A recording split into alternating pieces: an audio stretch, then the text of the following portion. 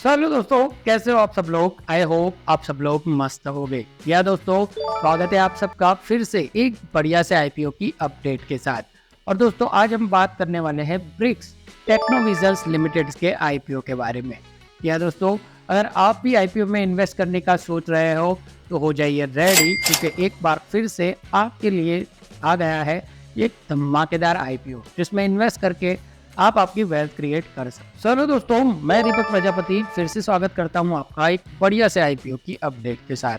और जैसा कि मैंने आपको बताया कि इस वीडियो के अंदर हम ब्रिक्स टेक्नोविजन्स लिमिटेड के आईपीओ के बारे में बात करने वाले हैं, जिसके अंदर हम जानेंगे क्या है इस आईपीओ की डिटेल्स, क्या है इसकी कंपनी की डिटेल्स, क्या है इसका फाइनेंशियल डिटेल्स और क्या चल रही है इसकी लेटेस्ट ग्रे मार्केट में अपडेट।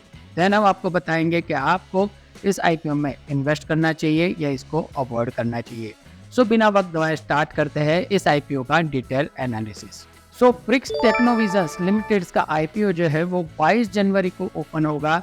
वही 24 जनवरी को आप इसमें इन्वेस्टमेंट कर पाओगे। 3 दिन आपके लिए आईपीओ ओपन रहने वाला है।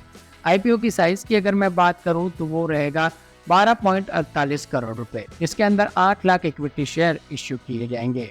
इसकी फेस वैल्यू 10 रुपए पर इक्विटी शेयर रखी गई है। वही इसका प्राइस बैंड जो है वो 156 रुपए रखा गया है।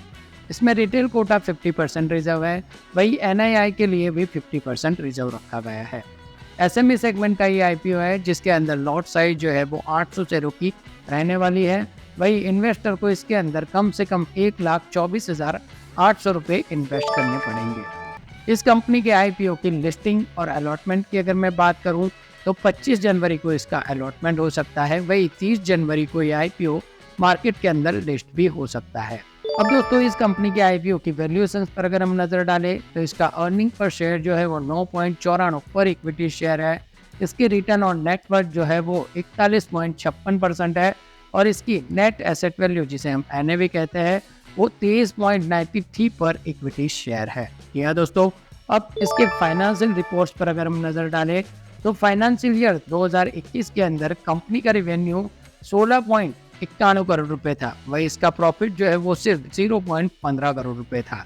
फाइनेंशियल ईयर 2022 में इसका रेवेन्यू बढ़ के 22.08 करोड़ रुपए पर पहुंच गया। वही इसका प्रॉफिट भी जो है वो 1 करोड़ 10 लाख पर पहुंच गया। अब फाइनेंशियल ईयर 2023 पे अगर नजर डालें तो इसका रेवेन्यू 18.40 करोड़ रुपए पर पहुंच गया और इसका नेट प्रॉफिट जो है वो 1.99 करोड़ रुपए पर पहुंच गया। फाइनेंशियल ईयर 2024 के 6 महीने के अंदर इसके रेवेन्यू पर नजर डालें तो 15.77 करोड़ रुपए पर ही पहुंच गया। वही इसका प्रॉफिट जो है वो 1.52 करोड़ रुपए पर पहुंच गया। अब दोस्तों, इस कंपनी के प्रमोटर्स की अगर मैं बात करूं तो शंकर नारायणा, राम सुब्रमण्यम और गणपति चितरंजन केनारके इसके प्रमोटर्स हैं। इस कंपनी के लीड मैनेजर और मर्चेंट बैंकर्स पर अगर हम नजर डालें तो Sun Capital Advisory Services Private Limited को इसके मर्चेंट बैंकर के तौर पर तय किया गया है। इसके रजिस्ट्रार की अगर मैं बात करूं तो कैफिन टेक्नोलॉजीज लिमिटेड को इसके रजिस्ट्रार के तौर पर तय किया गया है। यानी कि आप आपका अलॉटमेंट जो है वो कैफिन टेक्नोलॉजीज की ऑफिशियल साइट्स पे जाके चेक कर सकते हो। अब दोस्तों, इसके ग्रे मार्केट प्रीमियम की अगर हम बात करें तो फिलहाल तो अभी इसके ग्रे मार्केट प्रीमियम में हमें कोई भी हलचल देखने को नहीं मिल रही। या दोस्तों, हो सकता है जिस दिन आप हमारा ये वीडियो देखो उस दिन इसके लेटेस्ट ग्रे मार्केट प्रीमियम के अंदर कुछ मूवमेंट आपको देखने को मिले। अब डे बाय डे इसका लेटेस्ट ग्रे मार्केट प्रीमियम जो है वो अप एंड डाउन होता रहता है। यहाँ दोस्तों, आप जानते ही होंगे कि मार्केट में डिमांड के हिसाब से और ग्रे मार्केट में सप्लाई के हिसाब से ग्रे मार्केट प्रीमियम जो है वो अप एंड डाउन होता रहता है।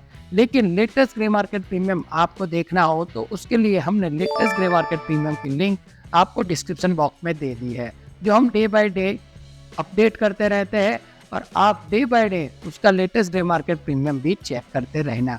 या दोस्तों, अब उसके लिए हमने डिस्क्रिप्शन बॉक्स में आपको लिंक दे दी है, वहाँ पे जाके आप डे बाय डे इसका latest grey market premium check कर देना। अब वीडियो को आगे बढ़ाने से पहले दोस्तों, अगर कोई भी कंपनी में आप इन्वेस्ट करना चाहते हो तो आपको मालूम ही होगा कि उस कंपनी की डिटेल्स भी आपके लिए जानना बहुत ज़रूरी है।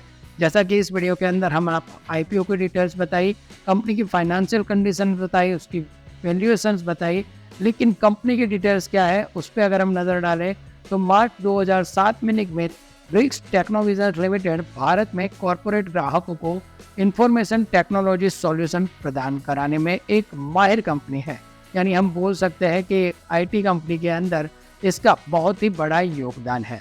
कंपनी का मुख्य फोकस जो है वो भारतीय कॉरपोरेट ग्राहकों को थर्ड पार्टी हार्डवेयर प्रोडक्ट्स जैसे सर्वर्स, डेस्कटॉप, पर्सनल कंप्यूटर्स और लैपटॉप के साथ साथ थर्ड पार्टी सॉफ्टवेयर की पेशकश कराना है। यहाँ दोस्तों थर्ड पार्टी के लिए ये कंपनी वर्क कर रही है।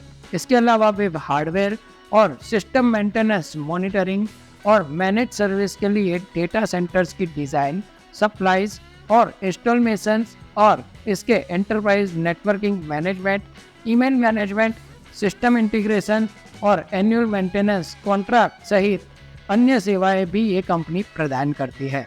यह दोस्तों कंपनी काफ़ी बढ़िया है, यूनिक बिजनेस मॉडल पर वर्क करती है। आईटी सेक्टर की ये कंपनी है और अभी हम जानते हैं कि मार्केट के अंदर आईटी सेक्टर की जो है वो बूम मची हुई है। जी हाँ दोस्तों, तो इन फ्यूचर ये कंपनी भी आपको वेल्थ क्रिएट करके दे सकती है। और जैसा हम आपको बताते हैं कि कोई भी आईपी में अगर आप इन्वेस्टमेंट करते हो तो आपका जरिया हमेशा लॉन्ग टर्म होना चाहिए। जितने लॉन्ग टर्म के लिए आप इन्वेस्ट करोगे उतनी ही बढ़िया वेल्थ आपकी भी क्रिएट होगी। जी हाँ दोस्तों, तो आज के वीडियो में इतना ही। इस अपकमिंग आईपीओ को लेके आप कितने एक्साइटेड हो हमें कमेंट बॉक्स में ज़रूर बताना।